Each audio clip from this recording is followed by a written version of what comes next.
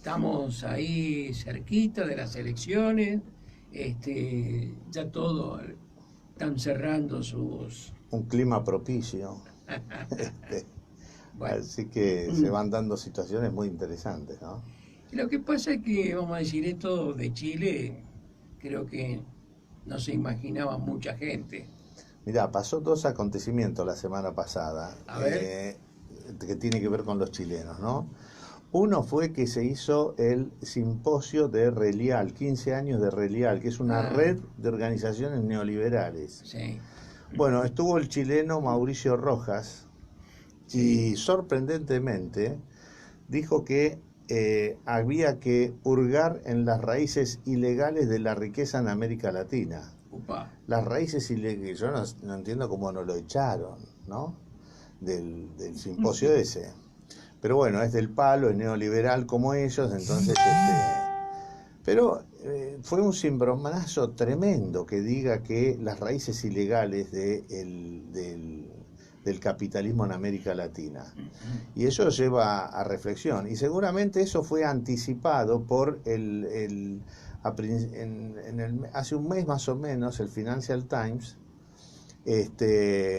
Alain, no me acuerdo, Battle, dijo que las raíces del desastre argentino no están en el peronismo ni en el populismo. Dice que el problema argentino está en la oligarquía argentina, que gobierna hace 120 años y que se apropió de todo. Uy, qué parecido a los chilenos, ¿no? Uy, qué parecido al orden jurídico que se instaló en Chile y que después se instala en la Argentina. Un sistema jurídico contrario a la Revolución de Mayo. Bueno, entonces con esos antecedentes se hizo en el SEADE un simposio sobre las raíces del populismo. Porque vamos a hacer, de dónde nacen las fuerzas del mal, ¿viste? sí.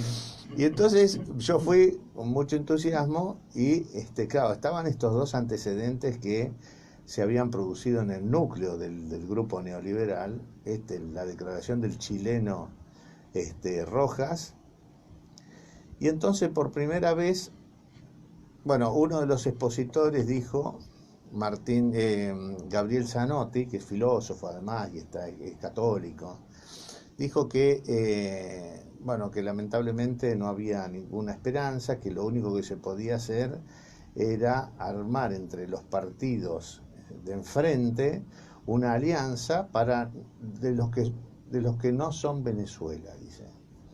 Entonces, armar una alianza para tratar de ser como Chile.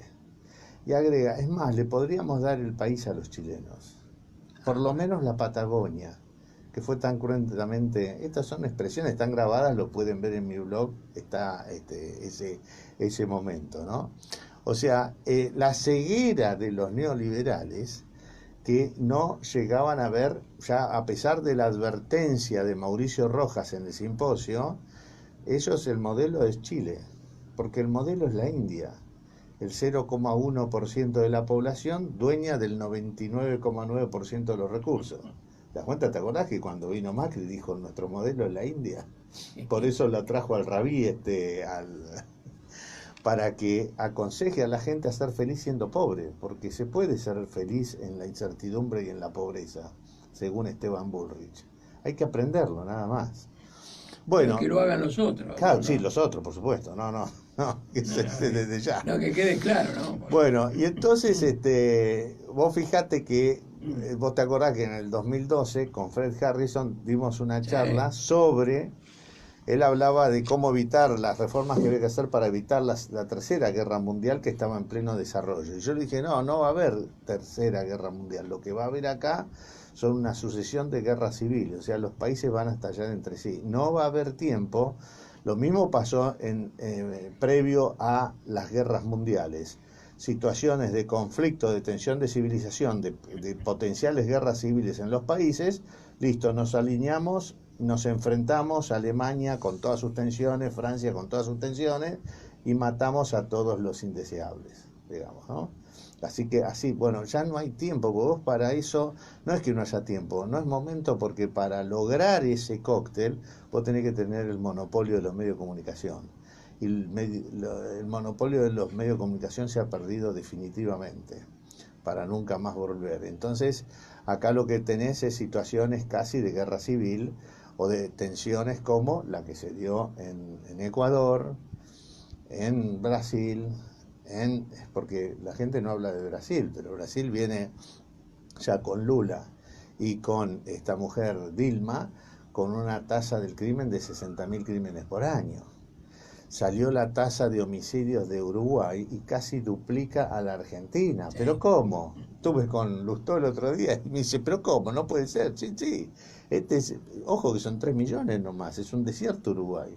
Sin embargo, hay una tasa de homicidios que no duplica, pero casi duplica a la Argentina. O sea, esto te está mostrando la tensión que hay inclusive en ese paraíso que parece Uruguay, ¿viste? Son paraísos. Chile también parece un paraíso, ¿no? Os digo, qué edificios magníficos. Mirá la gente que es sumisa, cómo se...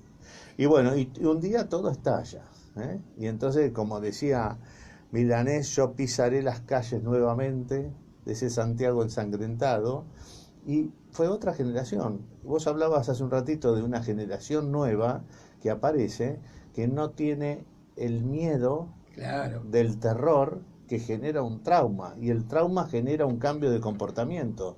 Cambio de comportamiento por el cual vos no te rebelás por una generación y media, pero después vienen los jóvenes que no sufrieron en carne propia ese trauma Claro. y reaccionan.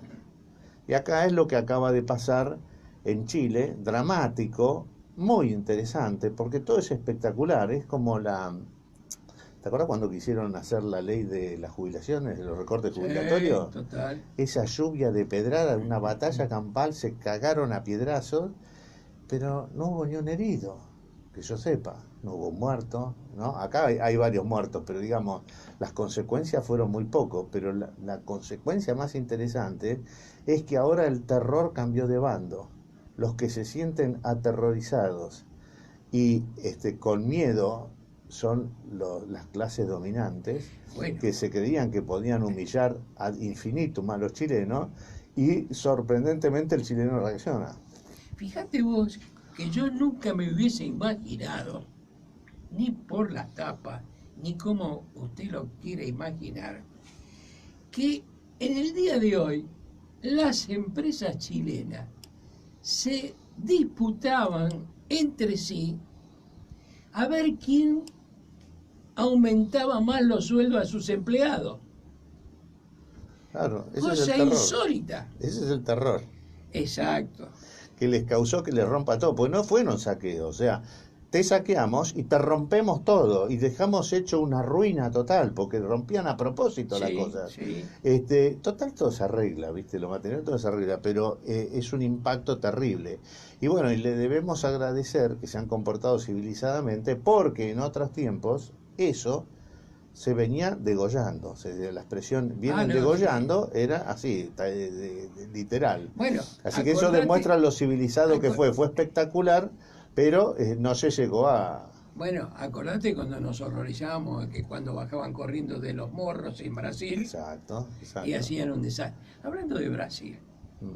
el emperador Bolsonaro, así que la va a echar a la Argentina del Mercosur si gana el peronismo. Yo pienso que Bolsonaro también tiene los días contados. Esto es algo, es algo muy complejo y profundo, porque vamos a ver qué medidas toma esta nueva oportunidad que tiene el peronismo. Yo ayer hablaba con un dirigente peronista y le decía, mira, flaco, el 20 de diciembre del 2015, en el Instituto de Investigaciones, ahí en el seminario que tenemos en la Facultad de Derecho, dijimos que este hombre Macri, por la reforma fiscal que había hecho, tenía los días contados. Los días contados. Bueno, ¿qué pasó? Claro, no nos podíamos imaginar que vendrían en su auxilio 150.000 millones de dólares para endeudar la Argentina y posponer esa crisis que le sirvió para llegar a la primera elección, pero ni bien se llegó a la elección de medio término, se empezaron a suceder cosas terribles. Entonces anticipamos en la Facultad de Derecho también, bueno, el colapso y el default es inminente, inminente. Y ahí otra sorpresa, vino una carretilla, camiones del Fondo Monetario Internacional para volver a socorrer a Macri ahora con 57.000 millones de dólares más. Bueno, una situación insostenible. Y todo esto es lo que está por morir este 28 de octubre, este 27 de octubre. Por eso hay tanta conmoción en el sistema financiero, la atención se concentra en el mercado cambiario, pero es la muerte de un sistema dominado por las finanzas usureras nacionales, básicamente, e internacionales, que colapsa, y la vuelta a un sistema que va a tener que tener como objetivo el trabajo, la producción y el consumo. Ahora, yo le decía al peronista esto,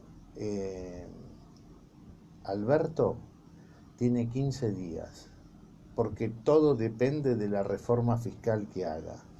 Macri en sus primeros 5 días hizo una reforma fiscal en sentido contrario a la civilización, y ahí tenés las consecuencias. Lo pudo aguantar un tiempito, pero...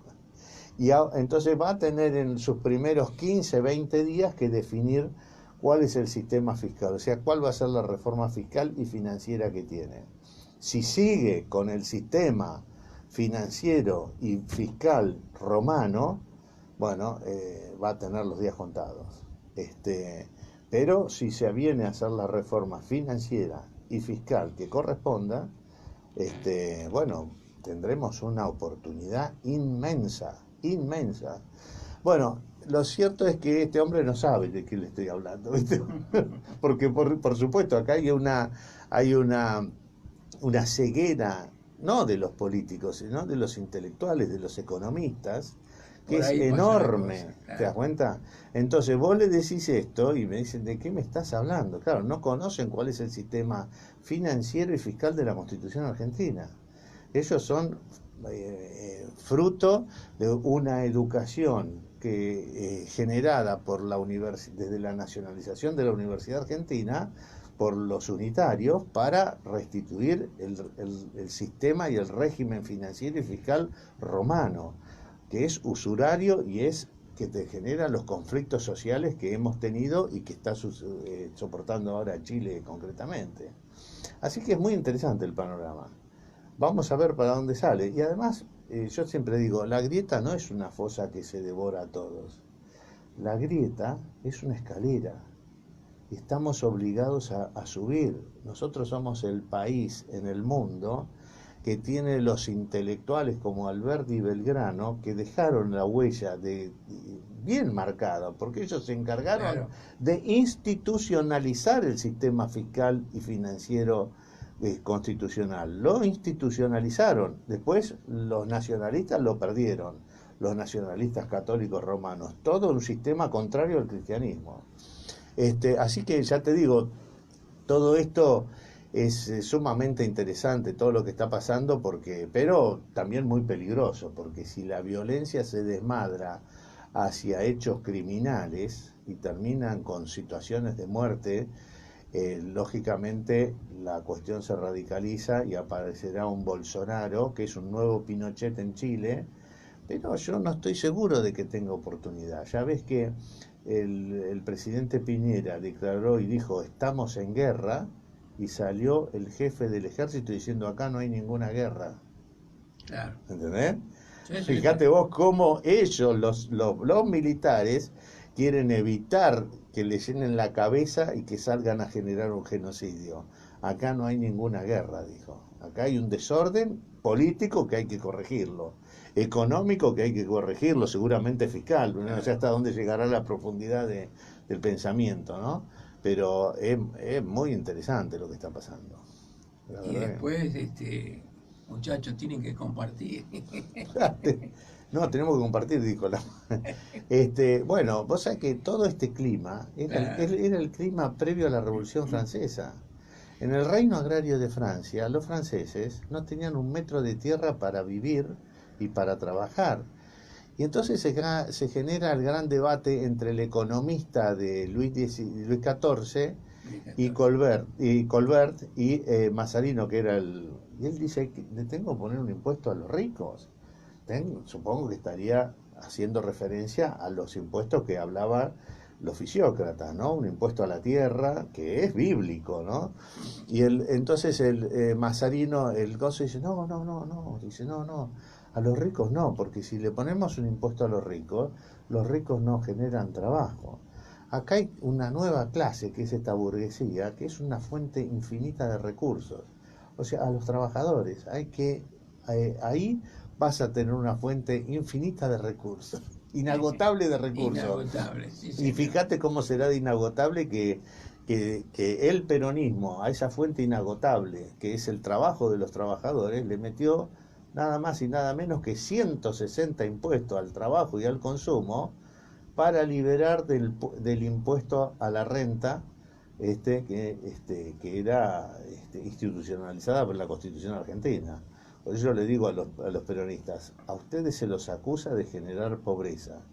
¿Y saben qué? Tienen razón, porque ustedes han caído en la trampa y en la ceguera que les plantó la Universidad Nacional Argentina, creyendo que el recurso fiscal son los impuestos al trabajo, cuando la Constitución te está diciendo que los impuestos al trabajo son contrarios a su naturaleza, que se deben servir primero las rentas de la tierra. Bueno, ellos generaron toda esta oligarquía fenomenal, el peronismo. Por eso mi padre decía, no se equivoque, le decía a mi primo, ¿no? Que desaparecido, que era dirigente del PJ. Perón es un conservador. Y viste que Cristina tiene la misma opinión, que Perón es un conservador. No, sí, seguro. ¿Para quién trabaja Perón? Para la oligarquía. ¿Y qué hizo Perón? Y bueno, cambiaron este sistema y bueno, y ahí tenés las consecuencias. Así que vamos a ver, hay que tener mucho cuidado porque es muy interesante lo que la película esta El Guasón, que yo recomiendo verla porque es un anticipo de cómo se desencadenan los acontecimientos cuando el núcleo está podrido.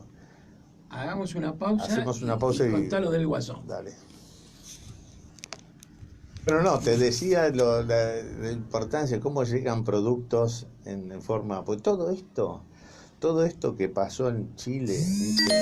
En Ecuador, que viene pasando en Brasil, lo que pasa es que no tiene la difusión que ha tenido estos acontecimientos, ¿no? Porque la tasa del crimen en Brasil, de 70.000 crímenes por año, es una guerra civil en pleno desarrollo.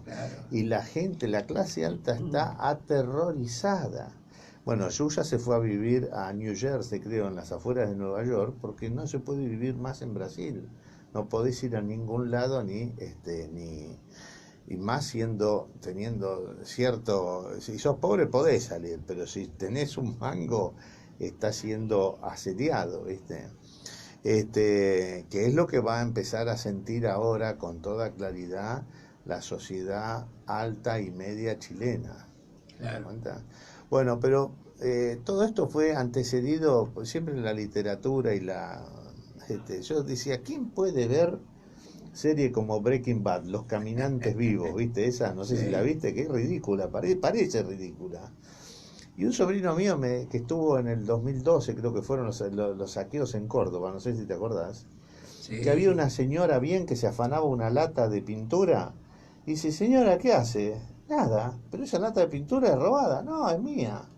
¿Pero cómo es suya? Sí, yo la encontré, pero usted la encontró dentro del negocio.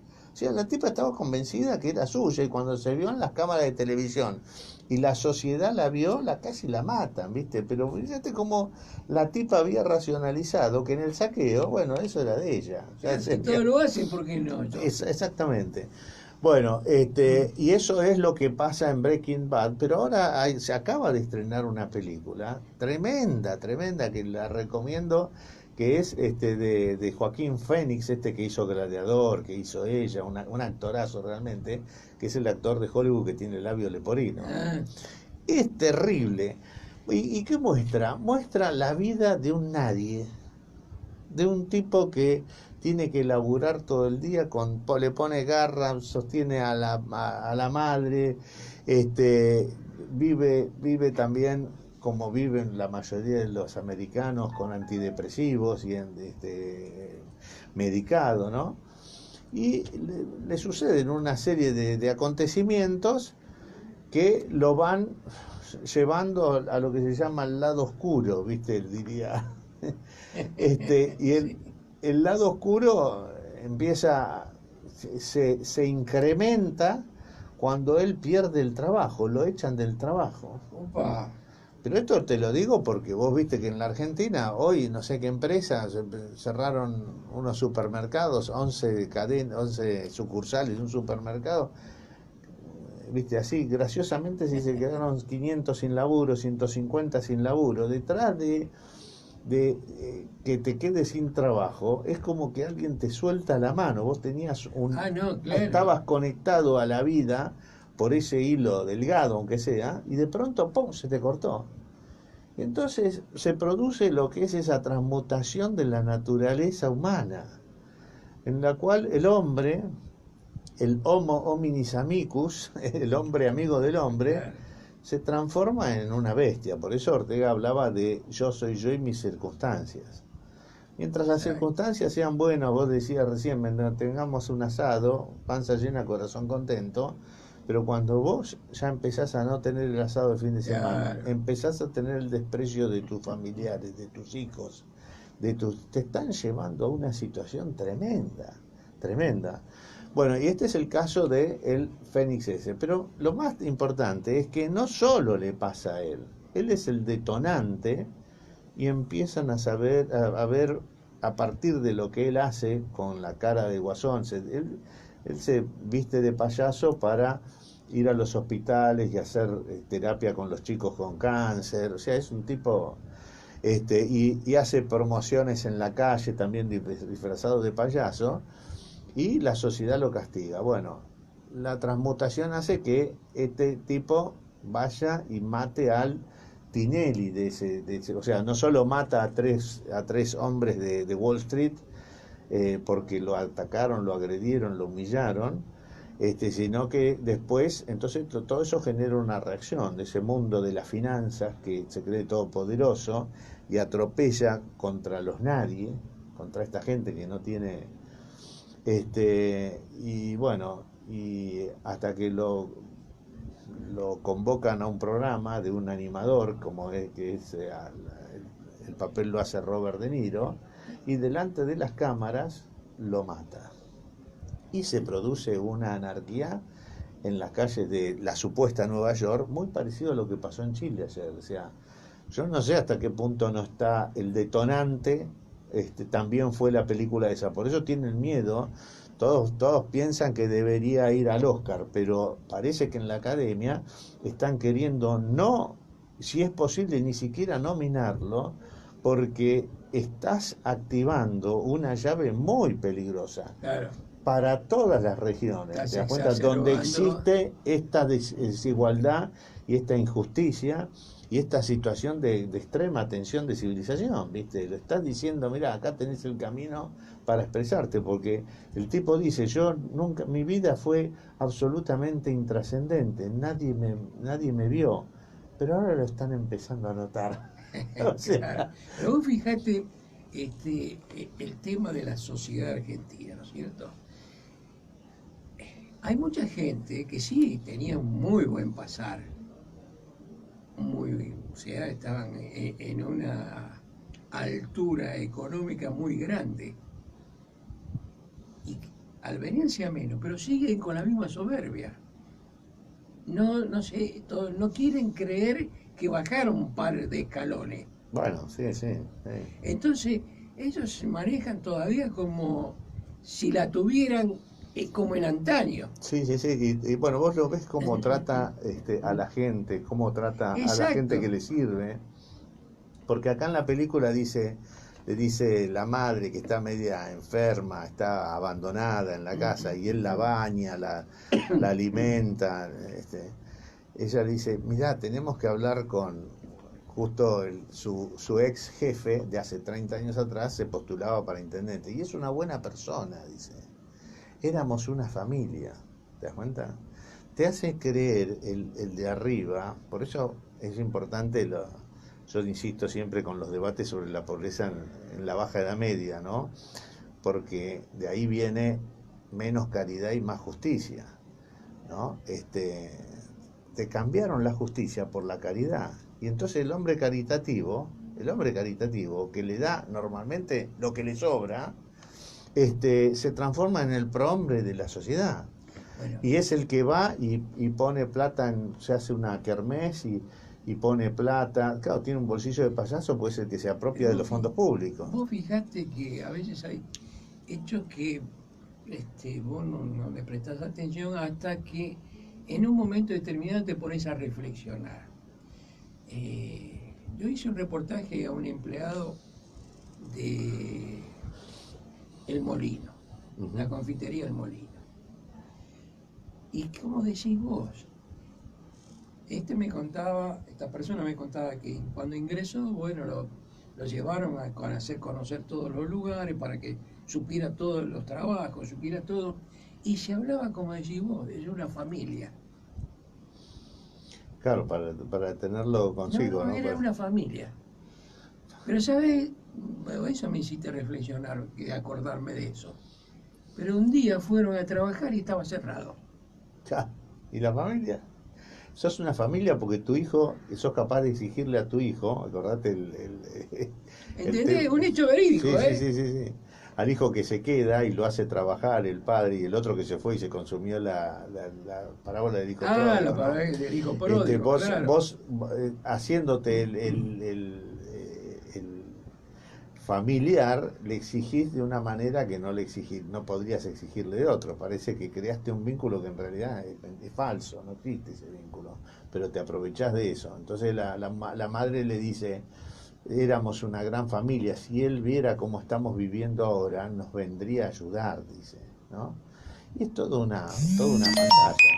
Bueno, la cuestión es que es muy interesante para verla, yo la recomiendo que la vayan a ver, la podés ver en internet, es gratuita, de los sitios estos que hay, así que en tu casa desde una computadora la podés ver. Fabuloso cómo se desencadena todo es como una especie de reacción en cadena, porque todo pasa por una cosa que vos acabas de decir.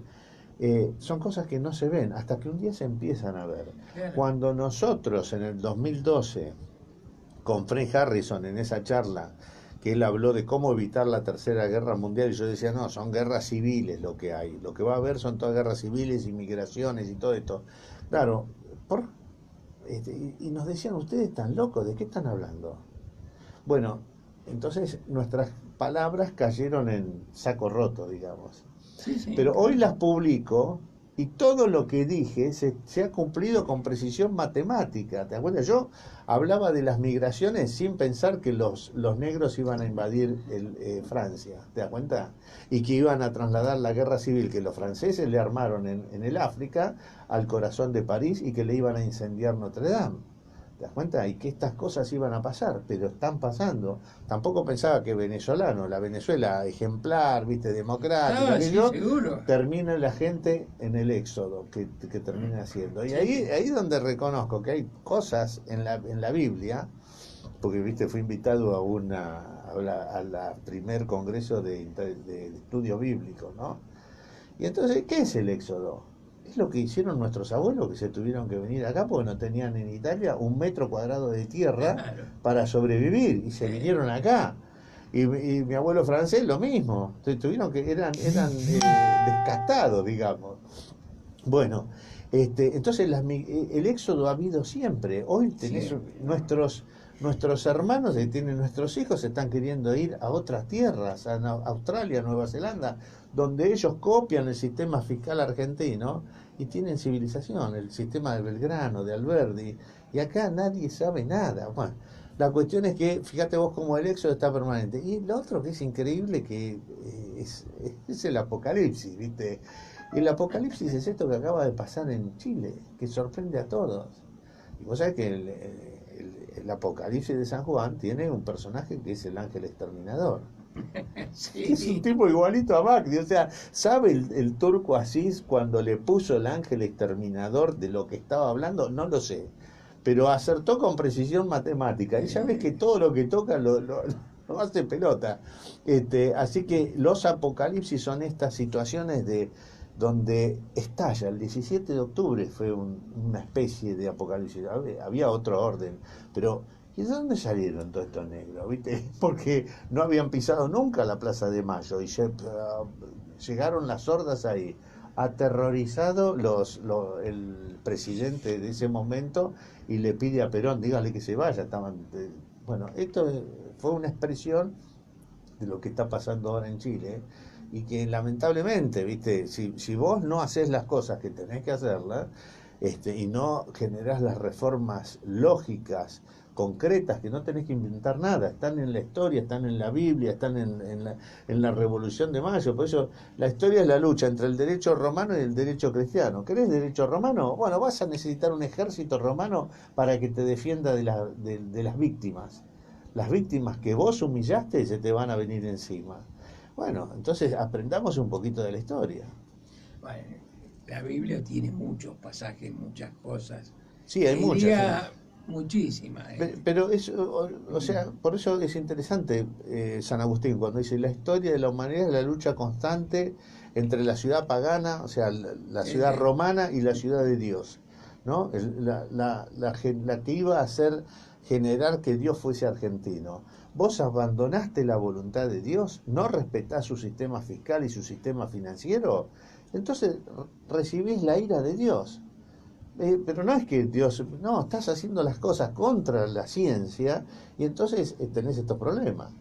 Bueno, a lo que vos fijate, estuve el otro día con Guillermo Lustó, el padre de Martín Lustó. Sí. Y entonces le decía, pero vos fijate, ¿no? Tu hijo es un tipo adorable. Viste, vos lo escuchás hablar a Martín Lustó y es genial, igual que todos los economistas, ¿no? Son geniales. Ahora son un peligro público. Tu hijo con esa bonomía, casi arma una guerra civil que la desactivó Cobos.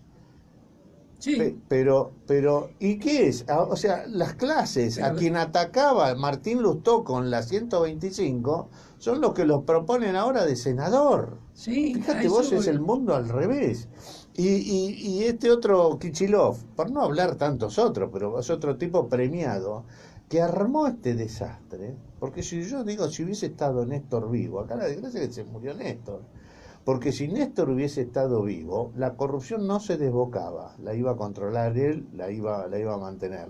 Vos come de chicones, vos de acá, pero iba a ser una corrupción controlada. Se murió Néstor y el peronismo se desbocó. Pero además se desbocó la economía.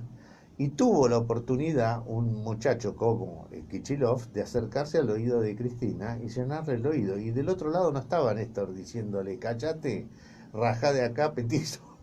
Porque este desastre lo armó el petizo, de Kichilov, y que ahora es premiado pero tiene, yo he hablado con un peronista, es un dirigente peronista, tiene una virtud, él y Cristina, que son capaces de hacer cualquier cosa, o sea, en su todoterreno. No, son capaces de, así como arremeten detrás de ideas falsas y absurdas que llevan a colapsos. Porque este muchacho Macri hereda esa situación y en vez de frenarla de entrada, la alimentó. O sea, recibió la fiesta perfecta armada por Kichilov y armó la tormenta perfecta Macri. Son espejos. Vos acordate que siempre Néstor quiso ser como Kirchner, por eso lo primero que hace es una empresa constructora para robar, como hacía Macri y Franco, ¿te das cuenta? Y Mauricio. Lo que pasa es que, claro, siempre hay una forma más evolucionada. Ahora, la forma más precisa y más simple y que no te tenés que ni mover ni corromper es el sistema financiero.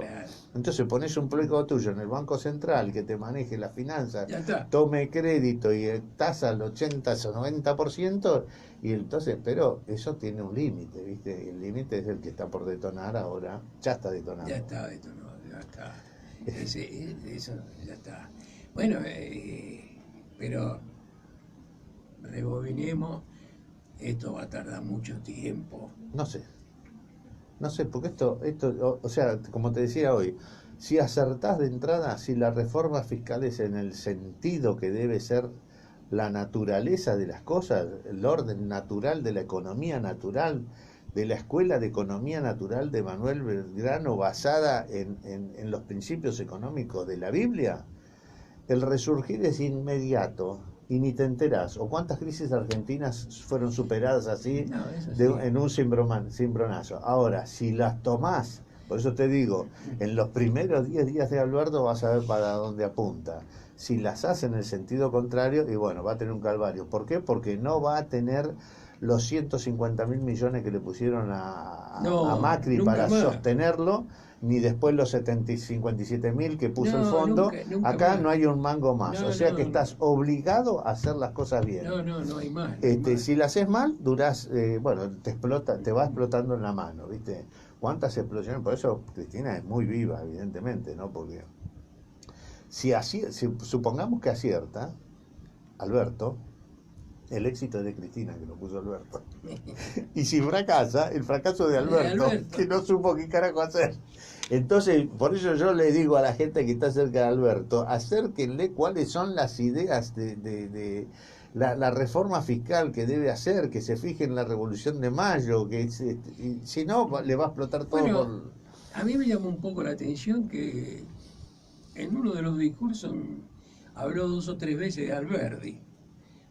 Y yo dije, cosa que nunca venían por ese lado. Mirá, el otro día estuvo un economista ahí en La Nación Más diciendo que ya el tema estaba acordado. Viste que el Fondo Monetario salió a decir que había que a la deuda interna había que hacerle una quita grande. Sí, fue una pelea que hubo entre Wall Street y el Fondo Monetario Y entonces Internacional. acá los buitres de acá decían que te metés con la nuestra, hacé con la tuya. No, si yo salí a socorrer tus desastres que ustedes hicieron. Entonces dice, no, está todo arreglado, no va a haber quita, lo que va a haber es reperfilamiento, o sea, Claro, pagamos los intereses y vamos. y tiramos todo para adelante. Bueno, esa es la trampa número 1.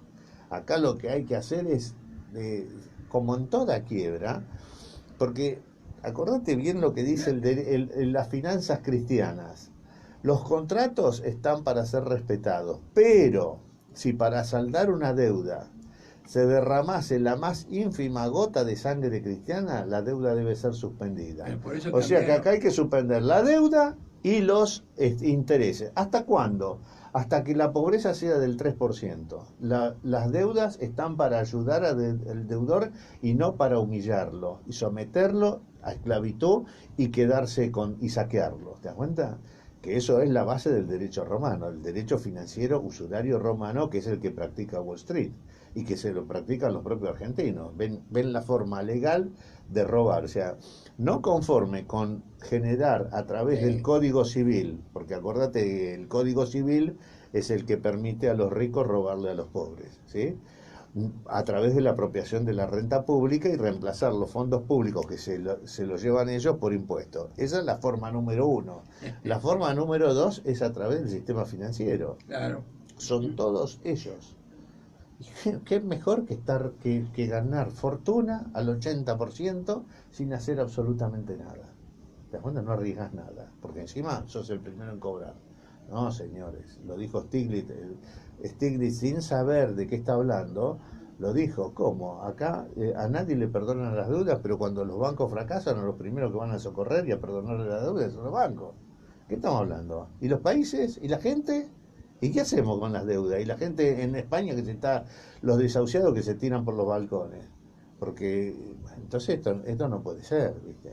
Pero hay que poner claridad sobre eso. Y lamentablemente el que debería tener claridad sobre esto son los curas cristianos, pero que como son católicos y fueron instruidos y formados en el derecho romano, no saben absolutamente nada de esto, que es lo que le está faltando al Papa, ¿no?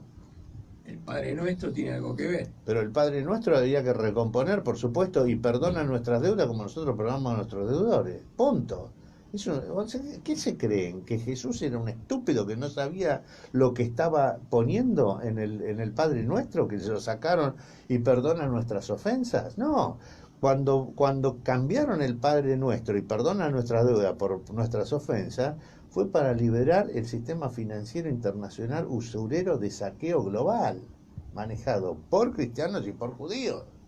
¿Te das cuenta? Todo esto es esta es la situación que se encuentra Jesús a la llegada de Jesús en su tiempo, este mismo sistema de saqueo a través de los impuestos romanos y de los intereses a las deudas.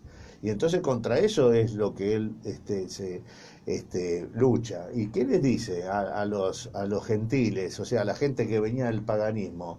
No se puede servir a dos amos a la vez. No podés tener el derecho, manejarte como en Roma, como el sistema esclavista romano, a través del derecho romano y su régimen de impuestos, y a la vez ser cristiano. Esto fue el juego que hicieron los nacionalistas católicos.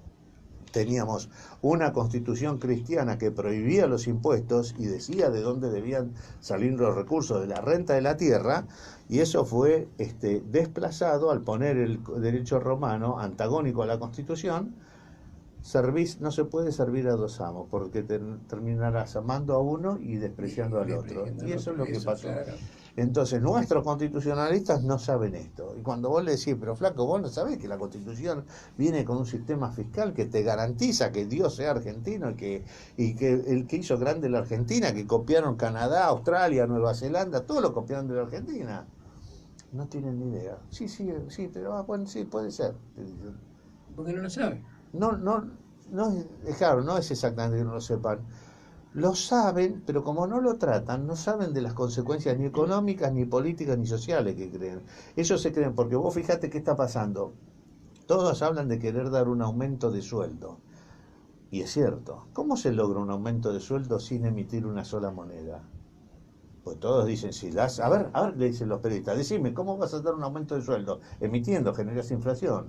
No, señores, si yo cambio el sistema fiscal, en el régimen de impuestos, todos los impuestos se trasladan todo a precio y los paga el consumidor. Por eso es que, viste, te dice que vos te gastás el 60% de tu sueldo en impuestos. Bueno, ¿qué pasa con las rentas? Las rentas no son trasladables a precio. Esto es básico. No se tiene que entender, al no ser trasladables a precio, si vos haces el cambio fiscal de la Revolución de Mayo, entonces aumentaste un 30-40% el poder adquisitivo del salario. Si a eso le sumás que por el impuesto a la tierra bajan los alquileres, le estás sumando otros casi 20%. Entonces vos tenés un aumento de poder adquisitivo del salario sin haber aumentado nominalmente un peso. Esta es la magia del sistema fiscal constitucional de renta, pero no se conoce, ¿entendés? Vos fíjate que parte de la crisis en Chile es porque un alquiler vale el 100% del salario de un trabajador. Sí, ¿entendés? Entonces vos sos una pareja y tu mujer trabaja solo para pagar la renta y el Estado no come de ahí. No, ya no come más, es todo para el propietario. O sea, la renta que vos hoy hablabas de la reforma que hicieron los Chicago Boys en Chile, y tuvo una primera etapa que fue brillante. ¿Por qué? Porque hicieron lo mismo que hicieron con Japón y con Alemania. MacArthur en Alemania y Adenauer y este otro hombre en Alemania le hicieron la reforma fiscal de la Constitución argentina. Y entonces se generó en Japón toda esa generación de Toyota, Honda, Mitsubishi, toda esa gente que generó gracias al impuesto a la tierra. Eso después. Y en Alemania exactamente lo mismo. ¿Por qué Alemania es la potencia? Porque tiene un sistema rentístico que llega al 6% del valor de la tierra. Entonces yo tengo un amigo que vive en Alemania y dice, yo no puedo creer lo que pasa en Argentina. Vos alquilás una casa en Argentina y vivís lo más bien, dice. En cambio en Alemania para vivir de renta vos tenés que tener 2 edificios, me dice. ¿Entendés? Por eso es que los alquileres son los más bajos de Europa. Toda la gente va a Berlín a estudiar, los jóvenes y eso, porque está todo baratísimo en Alemania, gracias a su sistema fiscal. Y nuestros economistas no saben nada. Y cuando les decís, salen corriendo y se van por la puerta. Y no son capaces de indagar. A ver, ¿de qué está hablando este tipo? Pues ya no lo digo yo, lo dijo como es Raúl Cuello. Raúl Cuello dijo claramente cómo nos engañaron en las universidades del este de los Estados Unidos nos pusieron a estudiar con premios Nobel en economía y esa idea del premio Nobel los acercaba, pero ¿y será cierto lo que te está diciendo? Todas macanas, por eso los economistas son todos como Milei, Tetaz, todos estos tipos que son un peligro público. Los dejas hablar y son encantadores de serpiente y parece que saben de una economía que es falsa, que es una pseudociencia. Por eso es gente tan peligrosa. Y yo creo que lamentablemente los economistas que debe traer, porque vos fijate lo que pasó, ¿no? Este hombre Scioli, no porque él sepa, pero nosotros trabajamos mucho con la SAP, la Asociación de Presupuestos, donde recurren todos los recaudadores de impuestos de los municipios. Entonces ellos fueron los que le hicieron la reforma fiscal a Scioli, que fue en este sentido. Entonces Scioli, pese a que estaba siendo boicoteada por Cristina en la provincia de Buenos Aires, pero se la rebuscó para terminar más o menos dignamente y casi gana la presidencia, pero le faltaron unos puntitos. O sea, había hecho la reforma en el sentido correcto, Scioli. Sí, ¿Sabía Scioli? Yo supongo que no, pero los equipos técnicos que trabajaron con él, no sé si sabían las consecuencias o qué, pero hicieron lo que tenían que hacer. ¿Entendés? Entonces fue una lástima que Scioli no haya ganado en ese momento, porque si hubiese trasladado esa reforma fiscal que hizo en la provincia de Buenos Aires, ya ves que ahora Eta Vidal, con toda la ayuda del gobierno nacional, todos los índices en la provincia cayeron. Está todo peor que en el 2015. Pese al gran socorro que le dio Macri, que es como haber cobrado, como haber reflotado el fondo del conurbano, que es lo que hizo revivir a este hombre, al Cabezón Dualde. Sí, sí. ¿No? Así que bueno, interesante, veamos para dónde sale y hay que insistir con esto, porque si fracasa, se van a tener que preguntar por dónde salimos. Lo que pasa es que, por otro lado, estás viendo que se está apagando la globalización. Sí. Puede ser, no estoy muy seguro que se esté apagando. Sí, viene, porque están apareciendo otras cosas. Cuando vos tenés que vienen los curas a cerrar las misiones jesuíticas, y se encuentran, vienen acá las misiones y se encuentran con unos sistemas fabulosos. Pero ustedes, ¿de dónde sacan la plata? Y yo, no, todo lo que producimos acá lo repartimos entre nosotros. O sea, eran economías cerradas. No había lo que llama el libre mercado, que viste, todos hablan del libre mercado, no, eran economías cerradas. Entonces, uno de los debates en la alta edad media, en la baja edad media, era sobre o sea, los recursos que se generaban en una circunscripción no debían ir a otra. ¿Te das cuenta? Claro, vos fijate lo que sucedió con Noruega, con el petróleo. Noruega encuentra petróleo. ¿Qué hace? Hace primero la tecnología ella para poder no solo extraerlo, sino hacerlo fino. Sí. Pero la tecnología es de ellos. Claro. No tuvieron que pedir tecnología para que no se vaya. Pues si esta tecnología de todo es una pavada en todos los campos. Vos tenés en Argentina gente brillante en todos los campos. Hombre. ¿Te das cuenta? Bueno, te hacen creer que no, que si no vienen los yanquis o si no viene la tecnología de afuera, no se puede porque hay que... todo es mentira. Todo es mentira. Entonces, ellos resulta que ahora tienen el petróleo más barato para ellos. Claro. ¿Por qué? Porque ellos armaron todo. Encontraron, dice, bueno, esto es nuestro. Bueno, lo cierto es que estamos frente a la incertidumbre, que yo supongo que tendrá mucha gente. Estamos frente a una oportunidad única. O sea, nuevamente, ¿no? Sí, porque la historia te va poniendo, ¿viste? Entonces tenemos una oportunidad fantástica. Lo único que hay que ver es si acierta Alberto con la reforma fiscal.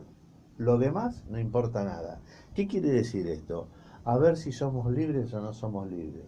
Si el tipo desactiva los 160 impuestos que tienen al trabajo y activa el impuesto a la tierra, en ese sentido, es como decía Belgrano, seamos libres de impuestos, lo demás no importa nada, porque todo se soluciona.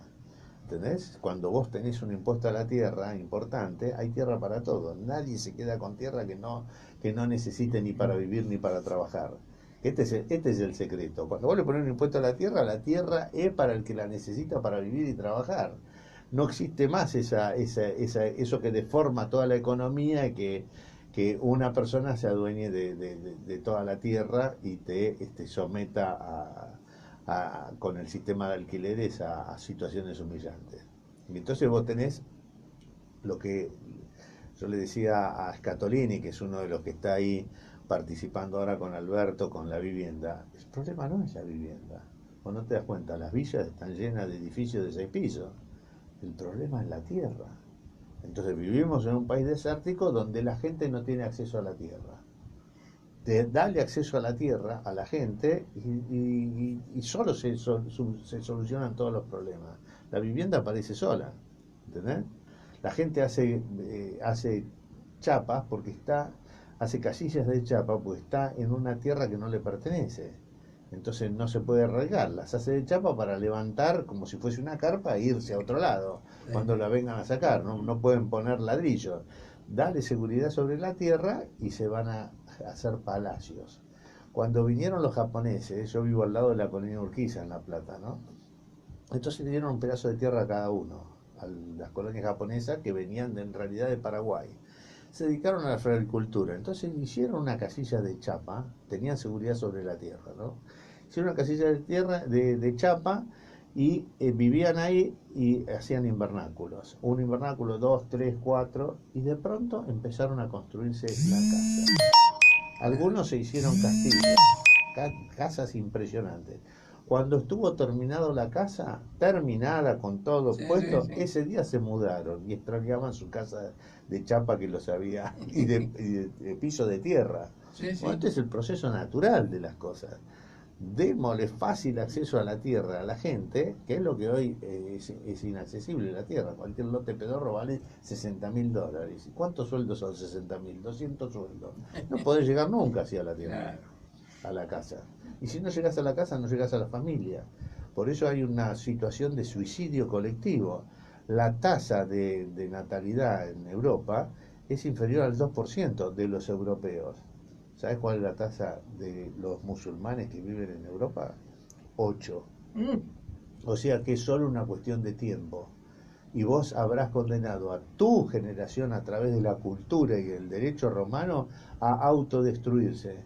Porque hay gente no solo que tiene un solo hijo o no tiene ninguno, sino que no quieren traer chicos a esta tierra a sufrir este calvario, ¿te das cuenta? Porque para muchos esto es un calvario, ¿entendés? Entonces, prefieren no. Eso es un sistema autodestructivo. Occidente se está autodestruyendo en este momento. Está también muy cuestionada en este momento. ¿Qué cosa? Occidente.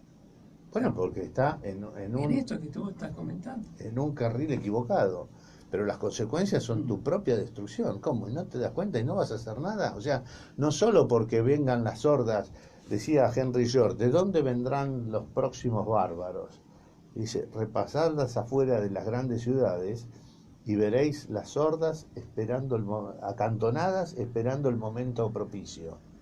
Propicio llegó el otro día en Chile. La gente está ahí. Ojo, todos estos que vienen a Buenos Aires mansamente, si no le encontrás solución, un día estalla todo. Todo esto está muy contenido por el Papa, yo supongo también, por eso la Argentina, pese a todo el desastre que hay, no se está manifestando en violencias extremas, ¿viste? No. Ay, sí, choreo, ¿viste? Lo afanaron a Moreno, ¿viste? Que él quería que le roben con código, le roban con código, ¿viste? No, sí. Bueno, lo que hablábamos tanto, que bajan de los morros en Brasil, esto y el otro, ¿y por qué no te va a pasar a vos? Lógico. Por eso la mayoría de la gente, por eso están proliferando los country. Yo vivo en una zona de country, yo no vivo dentro de country, yo vivo del hambre para afuera, ¿no? Pero yo me fui a vivir ahí y se llenó de country. Y Y la mayoría que son gente que fue afanada en su casa, que la afanaron una vez, la afanaron dos veces, Chao. le entraron con ellos adentro y después de esa experiencia la gente abandonó sus casas y se va a encerrar a un gueto de ese tipo. ¿Te das cuenta? Entonces y ahora les quieren entrar a través de los alambres, le están entrando. Entonces ya no saben qué hacer, ¿viste? Pues, lógicamente esas casas adentro de los country no tienen alarma, le afanaron al intendente de La Plata, ¿viste? Adentro de un country, en el country frente a mi casa.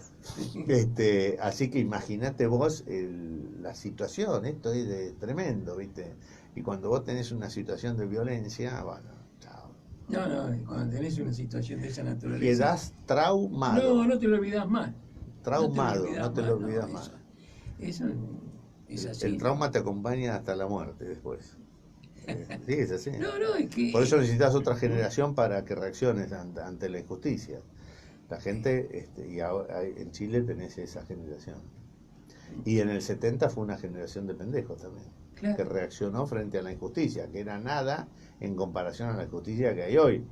Hoy es tremendo, muchísimo más grande la desigualdad y la injusticia que hay. Bueno, pero en esa generación lamentablemente agarraron las armas y por eso te digo, fíjate vos que no murió nadie en Chile del otro bando, porque matás a uno y le estás dando las herramientas no. para que reaccionen en cadena y se radicalice la cosa, ¿no? Así que es muy interesante que todo sea espectacular y quede ahí en lo espectacular. Después se pinta de nuevo y se revoca, como pasó acá en la pedrada en el Congreso. Fue impresionante, fue una cagada palo fenomenal. Y acá iban con palos también, hicieron un desastre. Sí, fue bravo. Bueno, Y las imágenes quedan y ahora las imágenes llegan. ¿Te das cuenta? no, ahora que... Entonces vos no solo ves una persona que entra con un auto a un negocio y rompe la vidriera y entran a saquear. Pero es todo en vivo y en directo. Todo en directo, en HD. Pero escúchame, estás parado en la calle, sacás el teléfono y estás filmando y estás mandando. Sí. Entonces, A diferencia de que en el Guasón van todos con máscara de payaso, ¿viste? Entonces es como que acá los que se tapan la cara, ¿viste? Para no ser identificados. Ahí tienen esa máscara. Pero muy bueno, esperemos, vamos a ver cómo sigue la historia, pero yo insisto, hay que acertar con la reforma fiscal y lo demás no importa nada. Se arma todo por añadidura. bien, nos tenemos que ir. Así que desde ya